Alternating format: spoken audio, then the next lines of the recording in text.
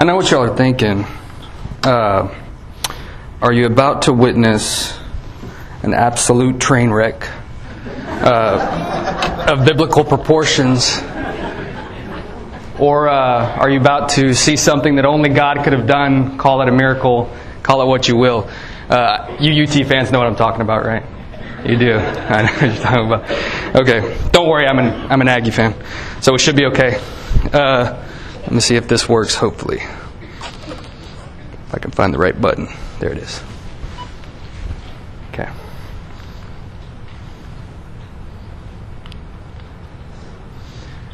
Hit the next slide. It shouldn't change up there. It didn't. Awesome. Okay. This one isn't working, so you're going to have to do it, buddy. I'll let you know when to switch it. Okay. For those of you, I've seen some faces that I don't know. My name's Vince. I'm one of the deacons here. And I wanted to do a presentation to you guys about something. And Jeff says, well, why don't you think about preaching? If you're going to do the presentation, why don't just preach? Do the whole thing. So I don't know what you want to call this, if you want to call it preaching, but it is what it is. I'm going to start this whole thing off with a hypothetical for you guys. I have a family of 5, myself, my wife, and 3 kids. What if my family got some strange ailment, some mystery disease, and it was going to kill them in 48 hours? All of us, myself included. I don't know what it's called, but it's something really bad. There's a cure for it. The problem is, insurance isn't going to cover it. It's not ridiculously expensive either. I mean, considering it'll save 5 lives, let's say it's $5,000 each, $5,000. So that would be 5 times 5, $25,000, right? $25,000. $25,000 saves myself, my wife, and my 3 kids. Seems pretty reasonable to me.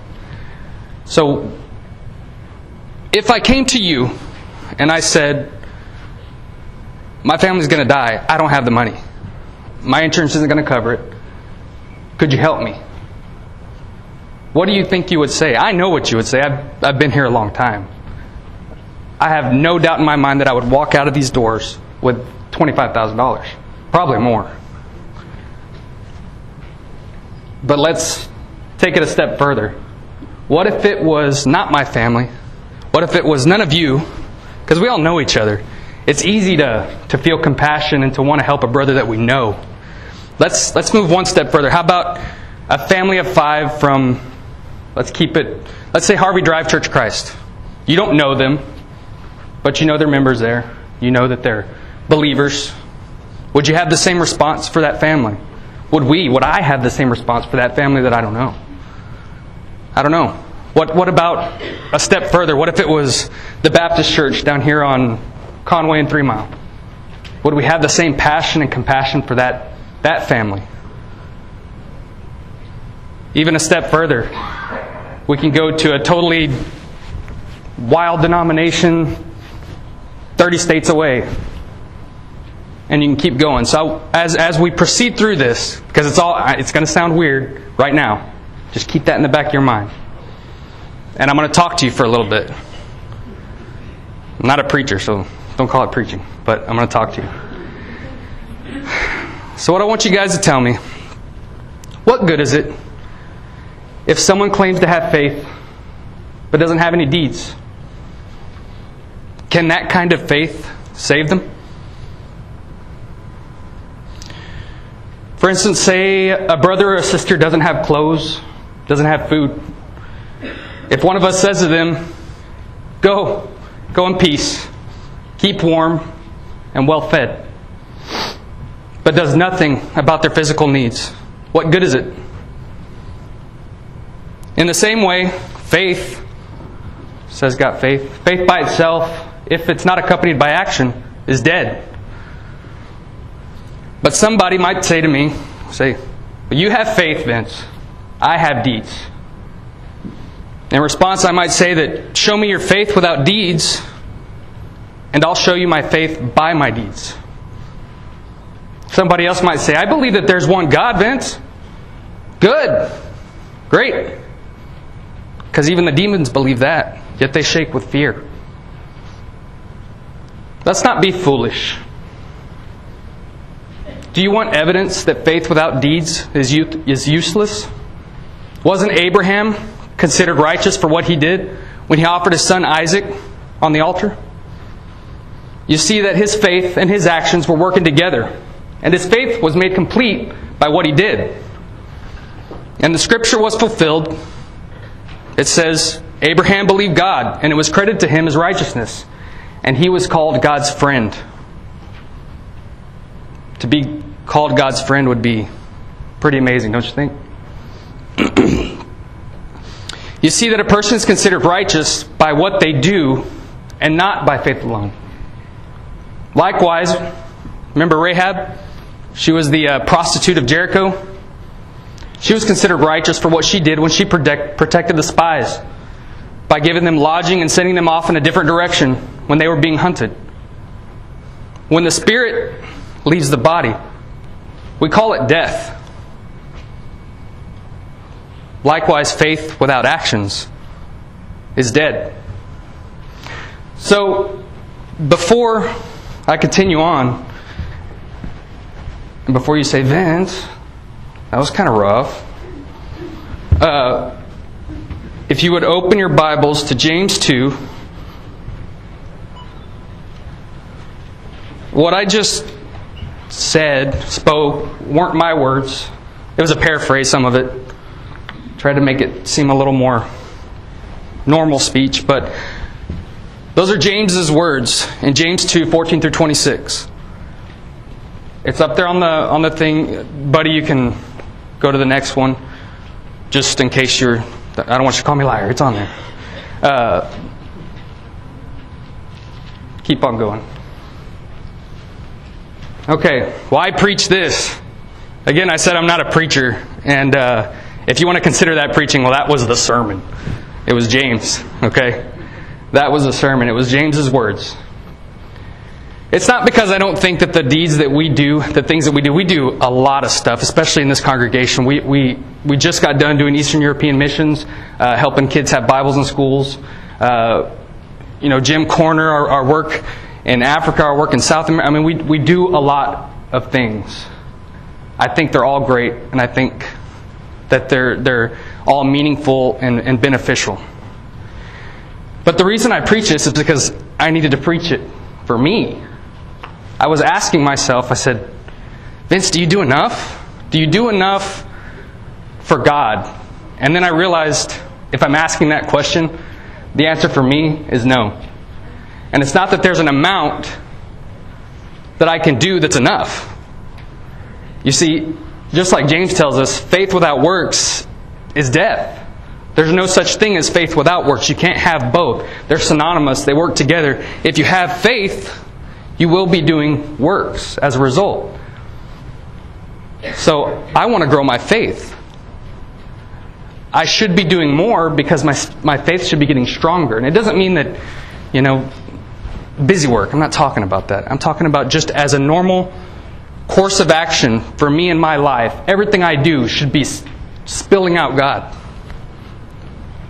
I said it once when we were doing, I think I was doing communion. I said that I'd heard a radio guy talk about it, and he said, if what you're doing is not God-centered, then why are you doing it?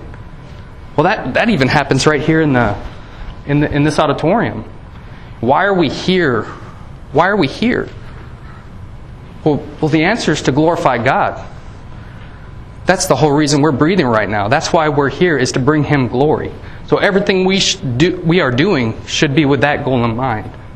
So, now on to my presentation portion of this. Talked about faith and works. So, I'm going to give you a work. Not the work, just a work. Maybe you can take it with you and want to be involved in it, or maybe not. Either way, I'm okay with it. So if you'll go to the next slide, buddy. Okay, this is going to be a little bit of a history lesson. And it's weird because I always hated history. even into my adult life, I really didn't like it until probably the past 5 or 6 years. I started getting more interested in things. I guess that's age or something. I don't know. Never again. Anybody ever said those words, never again?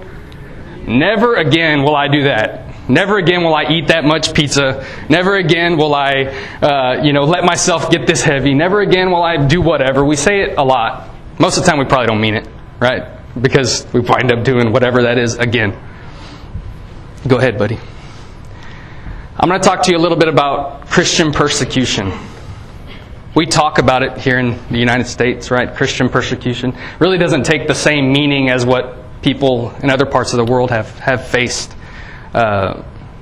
Pretty menial compared to everybody else. But quick history lesson about Christian persecution. Armenian Christians, as you might be aware, in 1915, about 1.5 million Armenians, mostly Christians, were killed by the Ottoman Empire. Okay? I don't know that anybody in here was around in 1915. Pretty sure we're good on that one. Let's go to the next one. How about this one? 1933 to 1945. During the reign of Hitler, estimated 6 million Jews were killed by Nazi Germany. 6 million. So we got 1.5 million, we got 6 million. That's about 7.5 million, más o menos. We might have some people, I know we have some people that were born around that era here. Go to the next one, buddy. So never again. I wasn't around in 1915. I wasn't around in 1933 to 1945. There wasn't anything I could do about those things. There was probably nothing you could do about them. But what if you could have done something? What if you could have stopped just one of those Christians from being slaughtered? Would you do it? I like to think I would. We saw just this week in Oregon. The reports are that people were killed specifically and explicitly because of their faith. They were asked their faith and then they were shot. They were killed. I think I know what I would do in that scenario. I'd profess my faith and gladly, I might not, I'd probably be a little more aggressive as I professed it and try to, I don't know. But persecution happens here. It does happen, but not on the same scale as what we've seen in history. But again, not much we can do about that. What about nowadays? The menial persecution that we are dealing with right now in the States, that's not what I'm talking about. 99.99% of the time, that's not a life or death matter. Can you go to the next one, buddy? This sign right here, and the title here, The Christian Slaughter of the 21st Century, it's happening right now. Right now. That sign is an Arabic symbol for the letter N, and what it stands for is the Nazarene, meaning Jesus, the one from Nazareth. What it actually means to terrorists in the Middle East, to ISIS and the likes thereof, is these people follow the Nazarene. They're marked as such. They should be treated as such. Go to the next one, buddy.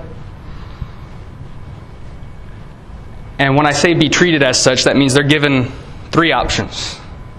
You see, in Iraq and in Syria, there's communities of Christians. They're kind of self-contained communities of Christians. Well, the terrorist groups are going over there and they're saying, hey, you have some choices here. You can convert to Islam. You can pay us a protection tax, meaning, we won't kill you right now. Or you can die. Those are your 3 choices. Sounds pretty much like a gun pointed at your head, kind of like those students dealt with up in Oregon this past week. And these Christians are standing up and they're professing their faith. They're not backing down. They're saying, yes, I'm a Christian. No, I'm not going to pay your tax. No, I'm not going to convert because I know who the true God is. That's pretty brave. A lot of these people, a bullet would probably be a much more humane thing than what they deal with on a daily basis, what their kids deal with. If you want to look more into exactly what they deal with, I'm not going to get too graphic in here this morning, but it's disgusting, it's grotesque, and it'll make you cry when you hear what happens to these little girls and little boys of these Christian families. So, what can we do? I'll pray for them. I'll pray for them. That's great. We need to pray. But what did James tell us? He said, faith without works is dead. So we need to take action. You see, in 50 years, or 40 years, or 30, whenever, down the road, when my kids, they won't remember this. Brandy's videoing it, so there will be record of it, because this is going to go a little bit further than just our congregation. But I want to be, when my kids say, hey Dad, weren't you like in your prime in 2015? I guess this is my prime. Somewhat. Weren't you 30-some years old, and couldn't you have done something to keep all those Christians from dying? Couldn't you have done something to help them? I want to say I did more than I just prayed for them. Because I want to pray, and I want to put my faith in God, but then I want to do. So, what does that mean? What can we do? Go on to the next one, buddy. The Nazarene Fund. This is a program within a charity that is specifically set up to save those Christian families from Iraq and Syria, the Middle East, that are undergoing this persecution right now as we speak. Right now as we speak, there are people representing the Nazarene Fund that are in Syria and in Iraq trying to deal with the logistics of getting people out of there. The Mercury One is the charity. That's the parent charity. And then within Mercury One, we've got the dedication to the evacuation. Basically what's happening is they're taking these Christians and they have secured a certain number of visas from different parts of the world. Certain countries have said, we'll give you visas for these Christians. These are vetted Christian families. We're not one of those countries, by the way. But there are some European countries and there are some South American countries who have reserved some visas for these people. Between now and December 15th, the goal of the charity of Mercury One is to raise $10 million. And that's supposed to save in the ballpark of 400 people. That includes all the logistics of moving them, getting a charter flight, and all that. As you can imagine, it's expensive. Go ahead, buddy. The donations are going to be used to resettle Christian families who've been displaced by conflict in the Middle East, primarily at the hands of ISIS. Should it become impossible or impractical to resettle the families, contributions will be used to provide additional humanitarian support where they are forced to stay. That is a very unlikely thing. They have already begun the process of getting these Christians out right now. Go ahead, buddy. So, you're going to have questions about this. Vince, before I give you any money, not me, you can give me money too, but before I contribute any money to something like this, this is not a normal, this is a little bit of a fragile situation. Are we going to make sure that these people are not closet terrorists? Are we really sure? Really? Because right now there's something, I think the last number I heard was we're bringing in about 100,000 people from Syria. Refugees is what they're called. They are not being thoroughly vetted. So let your imagination run with that. These people are going to be thoroughly vetted. Yes, they're going to, those that the charity helps evacuate are going to undergo a thorough vetting process to ensure they are not actually closeted terrorists. This vetting process is going to take several days. They're going to be interviewed, re-interviewed. Most of these people are not, they're middle-class families from the Middle East that have documentation and can be backtracked, tracked, and vetted. They're not undocumented people that would make that very difficult. That explains it. Go ahead, buddy. Where are they going to end up? Like I said, it's not going to be here, at least not right now. They hope to be able to bring many of them to the United States. However, the United States remains closed to Christian refugees. Meanwhile, a number of European and South American countries have agreed to provide a limited number of visas to those that the charity helps evacuate. Go ahead, bud. The cost, right? There's a big one. Like, how much is it going to cost me, Vince? Come on. All right. Normally, families have to be evacuated in a group via charter aircraft. After they're already securely transferred from wherever it is they're at, the families are vetted by international security professionals and sometimes are required to stay in a temporary location for a number of days. Additionally, there are expenses involved in general logistics, laying down the infrastructure at the receiving countries, and all that you can imagine would go into moving people hundreds of thousands of miles. And it's variable, obviously. It's going to cost a little bit different to send them to Germany as opposed to sending them to Argentina. I don't know if those are two countries doing it, but the goal is to make each evacuation as inexpensive as possible so that we can help take as much of that $25,000. If it only costs $10,000, then the rest of that $25,000 can be given to the families as a gift in installments to help them get off their feet so that they're not reliant on a government entity or anything like that. Okay? Go ahead, buddy. Did you see that coming? Probably did, right?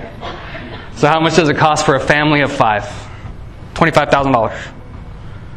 $25,000 is what it costs to relocate a family of 5 from Iraq or Syria to a European or South American country. Our brothers and sisters, no different than me, Brandy Mason, Bailey Riley, no different. Maybe a little bit different skin tone and a different language. But they believe in the same God you and I believe in. They believe that Jesus came to this earth and He died for us. And that He was resurrected. And they're standing with the gun to their head saying, I won't budge. I won't move. The only way they get help is from an initiative such as this. There's no other help coming right now. There are no heroic army invasions taking place right now to save them. There's none planned in the near future. But we can help. We can do our part. So my goal is to not only involve this congregation, but to involve the community. Because one of the most important things that people see in us is our willingness to practice exactly what it is that we preach. So I want to involve the other churches of Christ. We send out letters to all the churches around here, not just churches of Christ. Any church that has a P.O. box or a mailbox, we're sending a letter to say that next Sunday we're going to be taking up a special offering, just like we did last Sunday for the Eastern European missions. We're going to be taking up a special offering specifically for this. One of the great things about this charity is that 100% of everything, no administrative fees whatsoever, 100% of everything is going directly to the cause. So we can make that money count and be good stewards of what God's given us. So, in addition to our congregation, area churches, I want the community involved, the non-church community. I'm going to put it out there. You all know I ran for sheriff a little while back, and amazing success. Amazing. So I've gotten into contact with some different people throughout the community that have already expressed some interest in wanting to be involved in this. Not as a testament to their faith, because a lot of these people are not believing. But they believe in the cause. They think it's a good cause. So they're wanting to get involved too, and I think that's great. I think that this can be a testament to the community that says, hey, we're going to stand right there with you. And if that gun were pointed at our head, we'd do exactly what you're doing. But it's not right at this second, and we can do something to pull you out of that situation. Next slide, last slide, I think. So, never again. We couldn't do much about the Ottoman Empire slaughtering the Christians. We couldn't do much about Nazi Germany slaughtering the Jews. But we can do something about the slaughter of Christians in the 21st century. There's a whole lot more information out there. You probably have some more questions that might need some clarification. If you do, you can ask me. You can call me. You can email me or ask me here. It doesn't matter. If I don't know the answer to a question, I'll find the answer to the question. And I think that's about it. So, if you guys would like to stand, we're going to offer an invitation. If you have a need us to pray for you, come on up to the front. We'll be happy to do that.